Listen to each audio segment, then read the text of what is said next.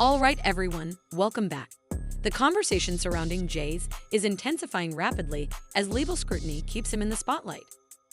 Alongside this, renewed discussions are emerging about his early role in introducing Rihanna to the music industry. With voices like 50 Cent and Jaguar Wright weighing in, questions are growing about how power, influence, and long-standing partnerships shape public narratives, adding fresh urgency and intensity to the ongoing debate. She was an innocent baby when she came over here. And look at her now. 14 going on 15 years old. Flown over without parental supervision in a private plane by a man who was supposed to be a producer who auditioned her at 3 a.m. in the morning in a hotel room. Auditioning at 3 a.m. in the morning, a 14-year-old girl. She was flown to another country. She was taken to Def Jam headquarters. She was left in a conference room alone with Sean Carter for nearly 6 hours alone with no parental supervision. Her father collected a $500,000 check. She has the fastest inked deal in Def Jam. From the very start, the story of how Rihanna's deal came together has been surrounded by pressure and dramatic retellings. Industry insiders describe a fast-moving introduction that brought her to the United States for intense, high-stakes meetings, where facing a major label opportunity at such a young age created a heavy, intimidating atmosphere. Some accounts suggest the experience felt overwhelming for an artist still new to the business, with urgency to finalize a contract adding even more strain. Even years later, this narrative continues to spark debate, raising broader questions about the challenges young performers face when they first step into the spotlight and confront powerful industry forces shaping their careers. On replay, I sang another ballad from the album last time. So then what did he say to you? He said something to you. Oh yes, he said, we don't sing songs here, we sing artists. And there was this little pause, and I was nervous. But then he said, and we're interested. And there was this sudden feel of relief. But then he said something about a window and a door or something. Oh, then he said, you did it homework. I did a lot of homework on you, this lady. He said, there are two ways to leave here, either through the door with the deal signed or through this window, and we're on the 29th floor. So you was like, where's the pen? Where's the paper? I'm signing. Yeah. The audience is so uncomfortable. Like, I don't know if Tyra was trying to get that on the record, but my God, what Jaguar? He threatened her. This is her own words coming out of her mouth. And she was a kid at that time, correct? 15-year-old girl who had been flown to the United States without parental supervision or a chaperone, brought to a grown man's office in a large corporate Manhattan building. Everybody knew when she flew in. I was there the day she got signed. And beautiful. When girl. I met her that day, I knew she was a star. Like, just her look, the way she walked into a room and her confidence, and she performed in my office. And she was what, 17 years old at that She point? was 16. 16, and she has the confidence of it. She's like an old soul in a sense, right? Absolutely. So she walks in your office and what? She just belts out a tune? Belts out of tune, she performs, and I tell her, there's no way out of this office. I signed her that day. Wow. Work ethic, everything is there. So we signed her that night. We didn't let her leave the office. Really? The 3 a.m. was when that contract got signed. So from the meeting around 3, 4 in the afternoon, we signed it by 3 a.m. Wow. That day. In recent appearances, including a discussion on Big Boy TV, 50 Cent has openly questioned JayZ's decisions by highlighting broader concerns about pressure, expectations, and power within the music industry. Rather than making personal accusations, he framed his remarks as part of a larger conversation about how influential figures manage responsibility and public scrutiny. His comments reignited ongoing debates about industry culture, boundaries, and accountability, adding fresh intensity to discussions surrounding JayZ's long-standing legacy. In a high-profile lawsuit accuses rapper JayZ of raping a 13-year-old girl in 2000 alongside Sean Diddy Combs. The lawsuit, originally filed in October, was refiled today to include JayZ as a defendant. The anonymous accuser claims the assault occurred at an MTV Video Music Awards after-party. JayZ has denied the allegations in a statement on Roc Nation's Instagram, calling the accusations heinous and urging a criminal complaint be filed instead of a civil one. He also criticized the attorney behind the lawsuit, Tony Busby, accusing him of exploiting the case for personal gain. Inside the building, plaintiff recognized many celebrities as she entered what appeared to be a large living room or foyer containing a large crowd. Plaintiff attempted to mingle in the crowd and talk to several of the celebrities that she recognized and whom she wanted to see at the VMAs. Waitstaff circulated throughout the room, carrying trays of drinks, and loud music played throughout the venue. Plaintiff observed widespread drug use, including marijuana and cocaine. After attempting to talk to numerous celebrities, plaintiff accepted a drink from one of the waitresses circulating the crowd. The drink was a reddish-yellow mixture that tasted like orange juice, cranberry juice, and something bitter. After drinking just a portion of that drink, plaintiff began to feel woozy and lightheaded, making her need to lie down. A photograph of an actual exemplar container used by Combs and or his agents/employees to insert GHB into alcoholic drinks is seen below. And these are the photos included in the lawsuit that show a small plastic container that the plaintiff claims contained drugs at the party. The woman, remember, who claims she was 13 at the time, says she felt woozy and went to look for a place to lay down. Soon after, Combs entered the room along with defendant Carter and a female celebrity, Celebrity B. Plaintiff immediately recognized all three celebrities. Combs aggressively approached plaintiff with a crazed look in his eyes, grabbed her and said, "You are ready to party." Combs then threw plaintiff toward a wall, causing plaintiff to fall. Plaintiff got up and stumbled, at which point Combs grabbed her again and threw her on the bed. At that point, Carter began removing plaintiff's clothes as she grew more and more disoriented. Plaintiff was held down by Carter as he vaginally raped her, while Combs and Celebrity B watched. After Carter was finished, he stepped back toward the wall. Combs then stepped forward and vaginally raped plaintiff while Carter and Celebrity B watched. Combs then knocked plaintiff down and attempted to force plaintiff to perform oral sex on him. She fought back, standing up quickly and punching out at the same time, hitting Combs in the neck. Taken aback. More recently, discussions about JayZ's past have resurfaced after a newly filed lawsuit drew significant media attention and reopened debate over how major industry moments were handled years ago. The claimant's account has raised questions about the culture surrounding large music gatherings at the time, highlighting the presence of prominent figures and an alleged lack of intervention during what she describes as a disturbing experience. While the legal proceedings are still ongoing and the claims remain unproven allegations, the situation has reignited broader conversations about accountability, bystander responsibility, and how the entertainment industry confronts unresolved issues and past conduct from earlier eras. JayZ and Diddy and a teenager, 13-year-old teenager. And we were speaking about just the statement. Right. The statement, you were saying you felt like that was calculated. That was, yeah, that the statement is something from, you can tell it was written by a lawyer. Because there's a point where it kind of gets aggressive. He says, like, you're going to find out, like how I'll handle this. Like, and that's an attorney want to be combative with another attorney. That's not like a publicist wouldn't say those things. This is on your put that up. Yeah, this is on 50? Yeah, it says I don't know what's going on, but are we still going to have the Super Bowl? I'm just asking for a friend. Yeah, I'm asking for Kendrick. You know, I'm just trying to figure out if we're still doing everything the way. Because look, they will fall back, but they the NFL, they won't necessarily be associated to that. Right. Why do you not insert yourself, but you're on top of every topic, right? Yeah. I'm just watching. I'm participating. I'm being part of culture. I'm just telling my opinion. Right. Look, because you're part of the culture. Like I can't say anything now. I'm out of it. I'm like I'm going to Dre's studio and just sit with Dre. Now that testimony has entered the public record and multiple witnesses are referenced in the filing, legal analysts suggest the case could carry notable weight as it moves through the courts. Attorneys reviewing the matter point out that some described circumstances resemble patterns often discussed in broader misconduct cases, which may influence how prosecutors assess the claims. While the allegations remain unproven and the investigation is ongoing, the situation underscores how seriously such reports are treated and how quickly a high-profile figure can face intense legal examination and sustained public scrutiny. Always advocate for yourself. and be a voice for yourself. You should never let what somebody else did ruin or run your life.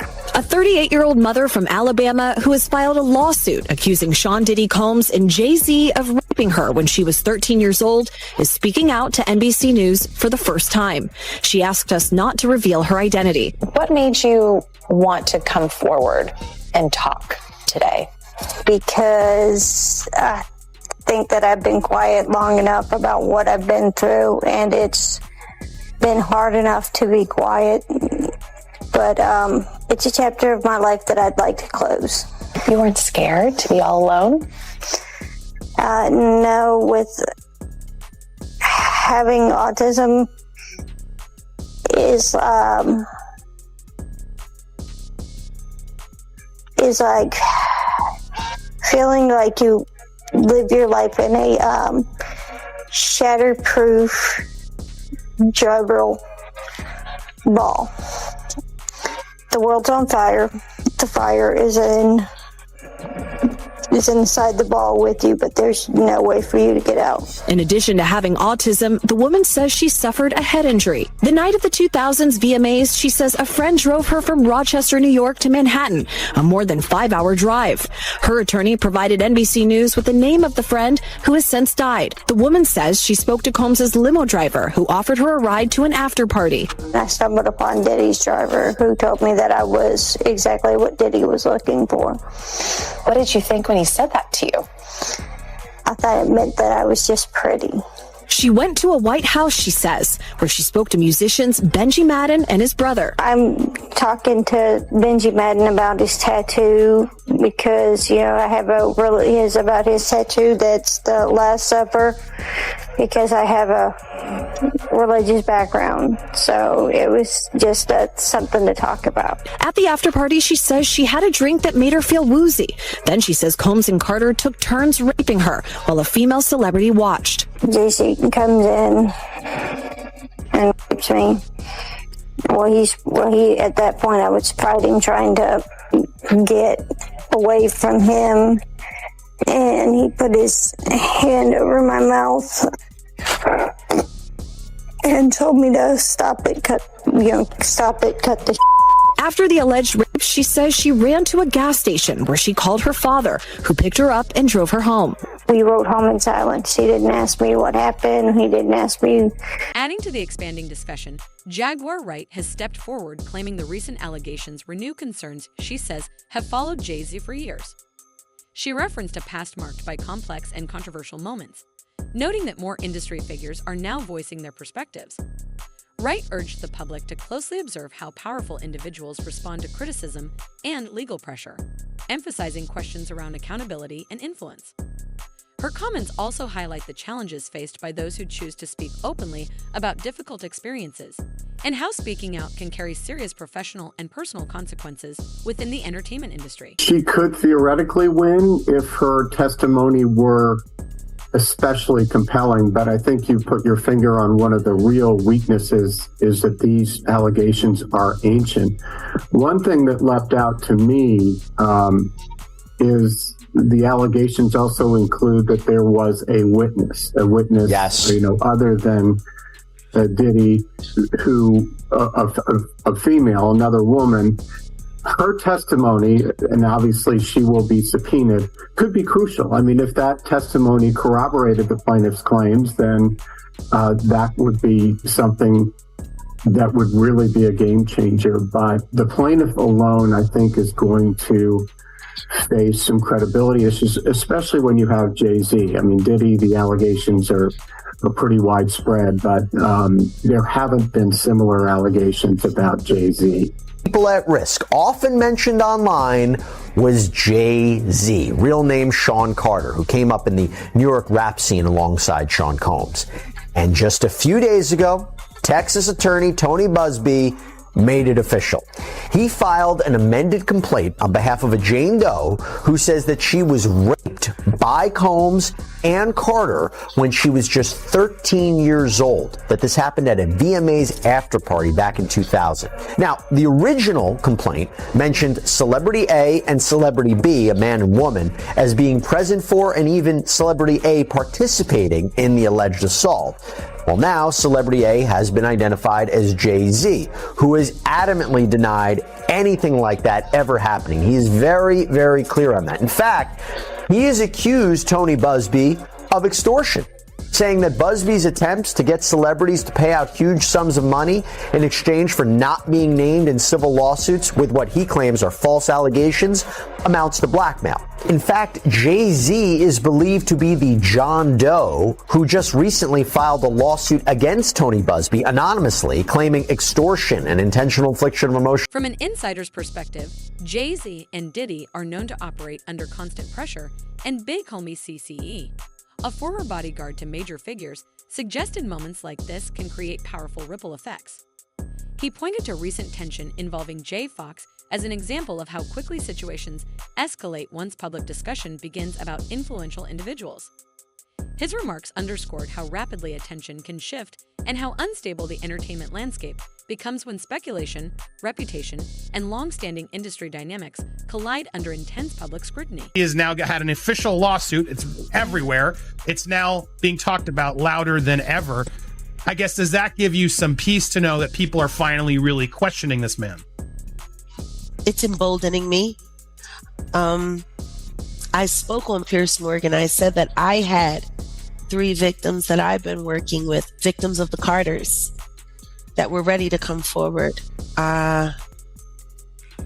This might help them feel a little more confident now. So this is great because he's been evading. But the thing is, everyone in the backdrop knew that he was the celebrity John Doe. Everybody knew that. They knew it when I did Piers Morgan. Is Beyonce Celebrity B? I hope to God not. But she was around. And she's very... she's got enough on her plate. After everything that happened with the election and everything that's happening right now, I'm not going to dump on that woman. She got better fish to fry. Well, what I will say is that her husband, she knows exactly who he is. Yeah. She knows. Facing mounting scrutiny head-on, JayZ has made it clear he intends to strongly defend his reputation and challenge the narratives forming around him. His legal team is actively addressing the allegations while carefully shaping public statements, emphasizing the broader implications the case could have for the music industry. They argue that outcomes from disputes at this level often influence future standards and expectations. Analysts note that cases involving figures of this stature tend to attract escalating attention, increasing pressure on all sides. As the situation develops, it highlights how quickly the stakes rise when powerful individuals face sustained legal challenges alongside intense public and media scrutiny. Jamie Foxx is speaking out after being injured during a confrontation at his birthday dinner, a day after the Oscar winner was allegedly involved in a physical altercation with an unidentified person, resulting in him needing to get stitches. The 57-year-old takes to Instagram on December 14th to address the situation and thank fans for their support. Jamie first shares a simple message on his feed that reads, "The devil is busy, but I'm too blessed to be stressed." He then writes in the caption of the post, "The devil is a lie. Can't win here. Thank you to everybody that pray and check on me. When your light is shining bright, they try to bring you darkness, but they don't know that you're built for it. The lights have been shining bright." On December 13th, the Ray actor was celebrating turning 57 with his family at a restaurant in Beverly Hills when things reportedly took a turn. A rep for the actor told NBC News at the time, Jamie Foxx was at his birthday dinner when someone from another table threw a glass that hit him in the mouth. He had to get stitches and is recovering. The police were called and the matter is now in law. Attention has shifted to a collection of recordings reportedly kept as protection during high-pressure industry dealings. Sources say the files were created to document sensitive moments and safeguard those involved, underscoring the caution and mistrust that can exist when powerful figures manage complex relationships. Now that the materials are said to be in the hands of authorities, they have drawn intense interest from investigators and the public alike.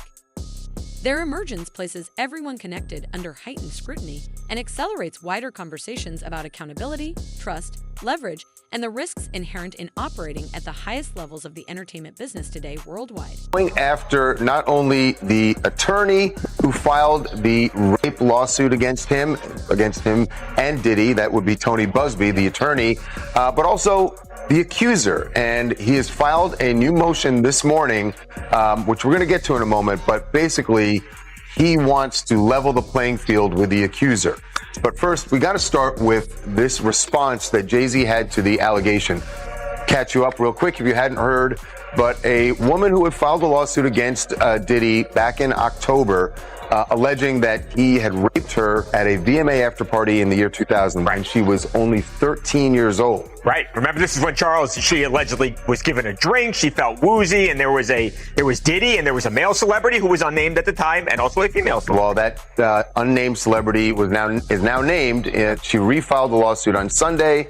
She and her attorney, Tony Busby, refiled it and named JayZ as the unnamed celebrity involved in the rape.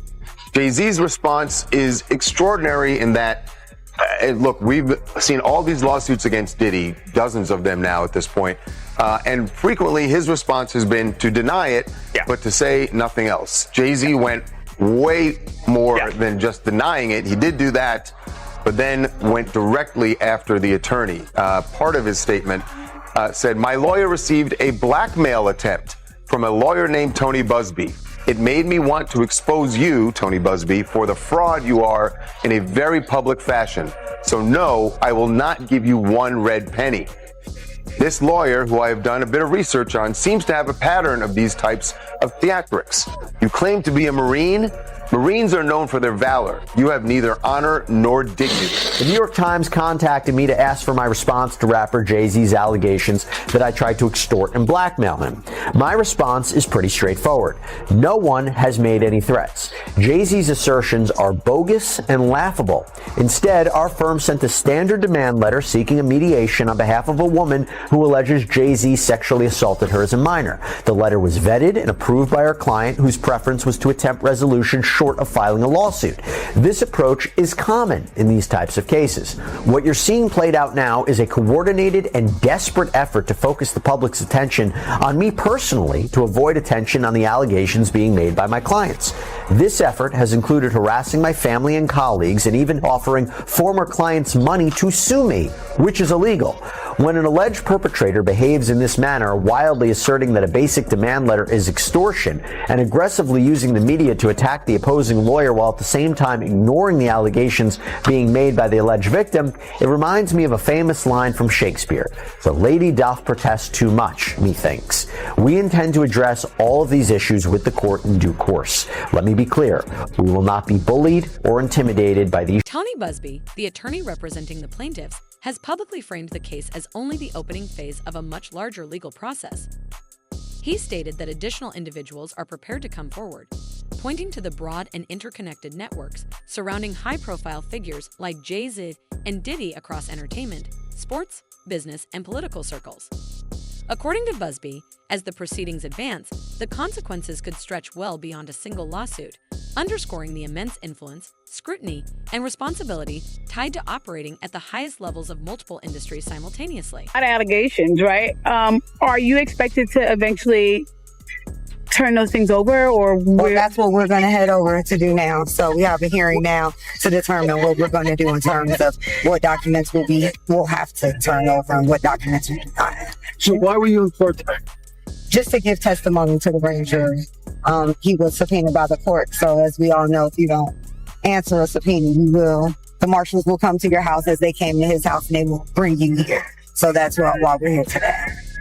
I know you can't mention celebrities per se. You did mention some in the interview. So just to clarify, you can back that up with actual factual footage. We have, it's things that we have, but we got to go to the other courthouse. So I don't know if that's any more questions, but we got another hearing. Are you nervous or do you feel cool? Nah, I ain't never nervous. Only thing that's fair to me is God. But I know you did mention what was on the flash drive before. Would you be able to kind of go over that now, or is that something that you can't discuss? No, we're trying to discuss that now. What we will be able to talk to in terms of what was available and what was on those flash drives. Okay. But it was the book. So it is Kim Porter's book, but not necessarily some of the stuff with the celebs that were mentioned besides. It's hers. Nobody touched it. Oh, so it is her official book. Yes. Nobody, and no one touched it. Nobody altered it.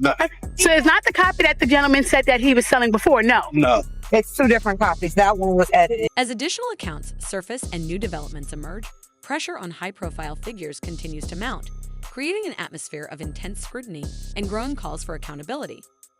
Observers are closely tracking how the situation unfolds and what it may mean for the reputations and careers of those involved. Some are already questioning whether this could become a defining moment for how the industry addresses long-standing legal and ethical challenges. Share your thoughts and join the discussion in the comments below.